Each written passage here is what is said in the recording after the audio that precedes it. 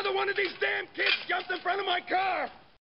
Alright, so I just literally got done watching this movie, and whenever I get done watching a movie, I usually go on to the IMDb page and look at the trivia and, try to learn a little bit more about it. The director or the writer and stuff like that. Actors, if I didn't recognize them. So I just got done watching this movie, and I did that, and it's pretty interesting what I learned, so I wanted to record my review right away and get everything down that I read about. So this is, first I'll just kind of go through the movie, the premise, if I can. This is a movie called Suspect Zero, and came out in 2004. Probably haven't heard about it. I didn't really, and I couldn't really remember why I had it on my Netflix queue.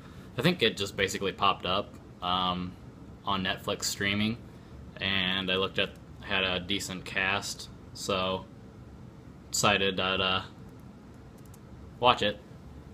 It stars Aaron Eckhart, Ben Kingsley, and Carrie-Anne Moss. And it seemed like it'd be kind of your typical murder mystery, cop procedural. That's kind of the way it's set up. So Aaron Eckhart is our main protagonist. Plays Detective McAway, and he's investigating some murders. They think there is a serial killer played by Ben Kingsley. His name is Benjamin O'Ryan. And I think he's a serial killer, but then they eventually kind of come to a potential conclusion that he's a serial killer, but he's killing other serial killers.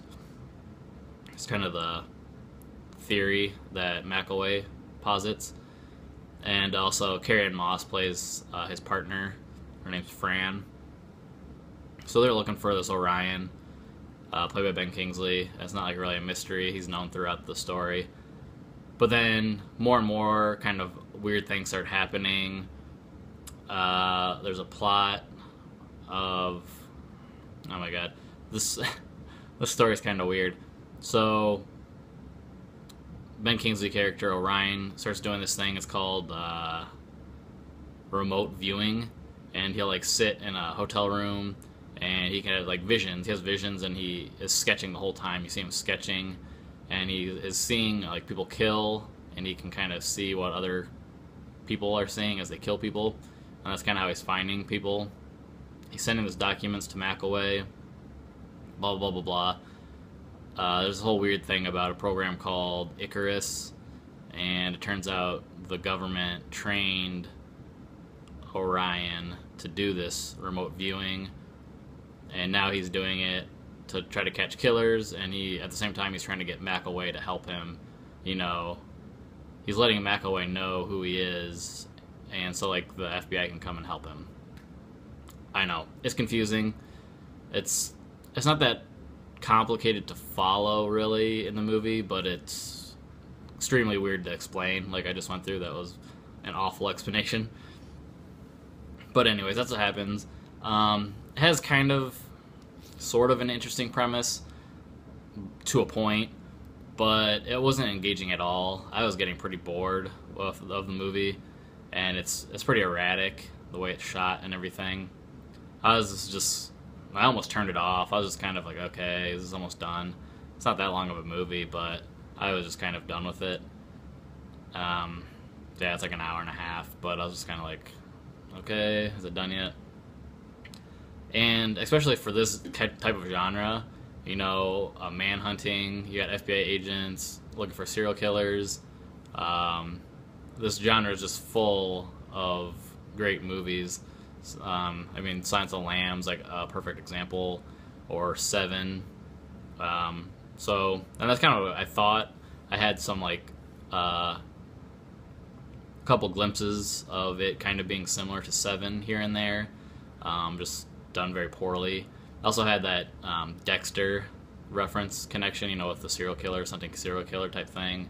And also there's a couple points when it got into the weird, I keep forgetting what it's called, remote viewing, when they do that. And there's certain shots the way the cameras handled everything. It kind of felt like Twin Peaks-ish because of the FBI agent and this weird kind of otherworldly type thing that was going on. But, these are all, like, way better examples. And just like I said, there's so many good movies in this specific category of films, like the murder crime mystery thriller with FBI agents, cops looking for serial killers. So anyways, it's not good. It's not very good. I'm giving it a 2 out of 5. And like I said, you probably never heard of it. Didn't get like any advertising when it came out in 2004. And it had a budget it wasn't a very big budget. It was about $27 million, but it only made like $8 million. Yeah, $8 million in its theatrical release. And it was dumped off like in a bad time of the year, like in August, when mostly studios don't put out good movies in that time of the year, especially in 2004. So this was like a failure all around. I was kind of like reading about it, and so I found an interesting article, and I guess because this was written by, first of all, it was directed by a guy named E. Elias Merige, something like that. One of his main credits, he did a movie called Shadow of the Vampire, which is really good. It has Willem Dafoe and John Malkovich in it. It's about the making of Nosferatu, the 1920s horror movie. So that's one of his credits before this. But then the main writer is Zach Penn. After this, he started doing a lot of the X-Men films, writing. He did like X2, The Last Stand, Incredible Hulk, and The Avengers. So he started getting into that genre. But anyways, so story goes, Zach Penn wrote this story, in 1995. So almost 10 years before this ever came out. And apparently it was an amazing script. And everybody in Hollywood loved it. Like, it was making the rounds in Hollywood, and everybody loved it so much that like he was getting super popular name recognition and everything. It was that good of a script. And so you kind of wonder, like, well, what happened? I guess he sold the script in 95 or very shortly after to Tom Cruise and his producing partner. I think it's Cruise Wagner as their production company. So they bought it, and it just kind of languished for a long time. They didn't do anything with it. I think they originally maybe were thinking Tom Cruise would star in it. That didn't happen, obviously. And then it started getting rewritten by a bunch of people, and it just kind of went through the grinder. And I guess that's kind of what happens in Hollywood. So it was kind of an interesting story because of what happened to it, and people just started throwing out multiple parts of the script that were in there before, changing things. This whole remote observing thing that is going on with Ben Kingsley's character, Orion, was not in the original script, and that is like the weakest part. That's like one of the things that messes it up the most. And so I had this great script. I read not parts of the actual script, but the article I read talked about the original script, and it seemed really interesting. And then the more I thought about it, this would have been made in 1995 is when he wrote it. And so that was the exact same year that Seven came out. So if this came out in conjunction with that, it would have been a similar timing. And if it was originally directed by a good director with good cast and the original script, it would be interesting because, they could have been both good films in this same kind of genre. So that's interesting.